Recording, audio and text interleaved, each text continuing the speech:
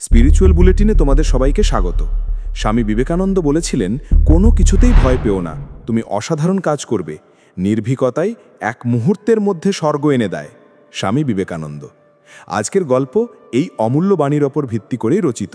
আসো হৃদয় দিয়ে শুনি এবং নিজেকে নতুনভাবে আবিষ্কার করি। আজ কলকাতার এক ব্যস্ত রাস্তায় দাঁড়িয়ে আছে সৌভিক। অফিস টাইম, রাস্তায় লোকের ঢল, সবাই দৌড়চ্ছে, কারোর দিকে তাকানোর সময় নেই কারো। কিন্তু সৌভিক স্থির হয়ে দাঁড়িয়ে আছে, চোখের সামনে ঝাপসা হয়ে আসছে সবকিছু। গতকাল রাতে বস ডেকে নিয়ে জানিয়ে দিয়েছেন কোম্পানির অবস্থা খারাপ, কিছু মানুষকে চাকরি থেকে সরিয়ে দিতে হবে। আর সেই তালিকায় সৌভিকের নাম প্রথমেই। 7 বছরের অক্লান্ত পরিশ্রম, কোম্পানিকে নিজের মনে করা, ভালোবাসা, সব কিছু যেন এক মুহূর্তেই শেষ।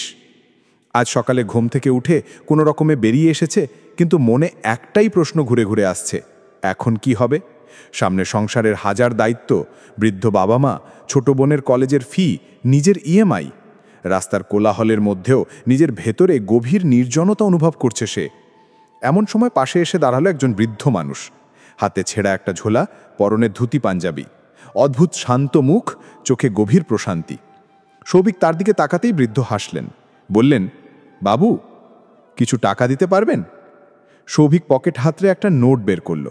দিতে দিতে মনের অজান্তেই জিজ্ঞেস করল, আপনার কি বাড়ি নেই?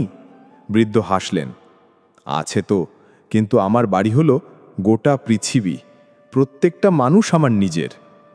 এই কথাটা যেন সৌভিকের হৃদয় সরাসরি এসে ধাক্কা দিল। একটু অবাক হয়ে বলল, এমন নির্ভয় বলছেন কিভাবে? আপনার তো কিছুই নেই। বৃদ্ধ আবার মৃদু হেসে বললেন, ভয় কিসের? যা হারাবার তা তো অনেক আগেই হারিয়েছি। এখন যা পাই সবটাই আমার জন্য উপহার। ভয় তখনই পাবে যখন হারানোর কিছু থাকবে। সৌভিক স্থির হয়ে তাকিয়ে রইল বৃদ্ধের দিকে। এ কোনো সাধারণ ভিখারি নয়। এই মানুষটা জীবনের কঠিন সত্যটা তাকে সহজ ভাষায় শিখিয়ে দিয়ে গেল। সত্যি তো, তার নিজের এতগুলো দায়িত্ব, এত চিন্তা, এই যে চাকরি গেল, এসব নিয়ে এত ভয়। কিন্তু ভয় পেয়ে কী লাভ? জীবনটা একটাই, যতদিন শ্বাস আছে লড়ে যাওয়ার শক্তিও আছে। বৃদ্ধ মানুষটা এবার বললেন, তোমার চোখের মধ্যে দেখছি অনেক বড় কাজ অপেক্ষা করছে। ভয়টাকে ঝেড়ে ফেলে সাহস নিয়ে এগিয়ে যাও। নির্ভয়ে পা বাড়ালে জীবনটা নিজেই স্বর্গ হয়ে উঠবে। বৃদ্ধ ধীরে ধীরে রাস্তার ভিড়ে হারিয়ে গেলেন, কিন্তু তার কথাগুলো সৌভিকের মনে অনুরণন তৈরি করতে লাগলো।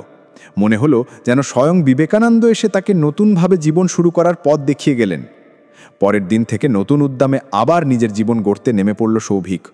চাকরির সন্ধানে বেরিয়ে ব্যর্থ হলেও থেমে থাকেনি, নিজেই একটা ছোট ব্যবসা শুরু করলো। শুরুতে কঠিন ছিল, কিন্তু বৃদ্ধ মানুষটির কথাগুলো মনে পড়লেই বুকটা সাহসে ভরে উঠত। ধীরে ধীরে ভাগ্য ফিরল, নিজের চেষ্টায় সফল হতে লাগলো সে। আজ তার ছোট্ট ব্যবসা কলকাতার অন্যতম নামী স্টার্টআপ।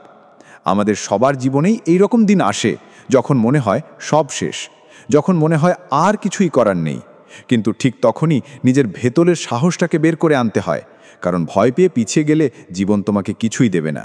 কিন্তু সাহস নিয়ে একবার এগিয়ে গেলে জীবন নিজেই তোমার হাতে স্বর্গ এনে দেবে। প্রতিদিন নতুন একটা সূর্য ওঠে, তোমাকে নতুন সুযোগ দেয়। শুধু সাহস নিয়ে নির্ভয়ে এগিয়ে যাও। ধন্যবাদ।